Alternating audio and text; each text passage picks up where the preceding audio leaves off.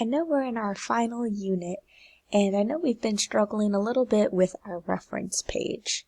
So I wanted to show you a helpful resource that you can use to help you cite your sources for that final reference page in your essay. And it's through a resource called Upswing. I know I mentioned this before for the Writing Center, but I just want to walk you through it on how to access it here. So I'm on the FSU homepage here, and I'll be clicking this little search icon, and typically I just type in Upswing and click enter. It's usually the first option right here.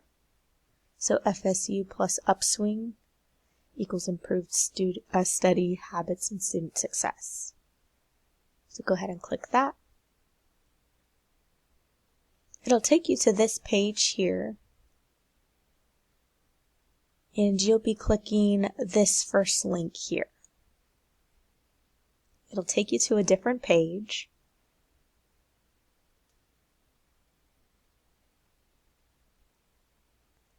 And you'll just have to click login right here.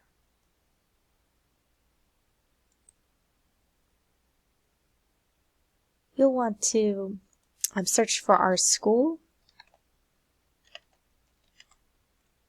There it is. And then you could go ahead and get started. You could even click login here. Yours might look a little different than mine, but let's go ahead and look at it here. So I've already started my page here, so it'll look like this for you. It's basically the same format. But the resource to help you tackle that reference page would be this one here. So form your citations. Go ahead and click that. And whether you're doing MLA format for a different class or APA format, which you'll be doing for our class, you could go ahead and use this left sidebar here to walk you through it. So we are doing APA, so you'll want to check that box there. And for this final essay, let's say you're doing an article in a newspaper. Well, this is how the format will look like for your reference page. You'll have the last name of the author, first initial, year of publication, month, day, title of article. And then if you'd like to see an example of it, you could just go ahead and click this button here, example. And it'll show you a sample of how it would look like in your reference page. Pay close attention to comma placement, where the periods are located, where the parentheses are located, what's capitalized, because usually it's the first word and not the second. So just pay attention to those finer details when it comes to APA format. If you're doing a podcast, this is an option too. Or if you don't want to go through all of these options here, feel free to just look at the source type and click what source you are using.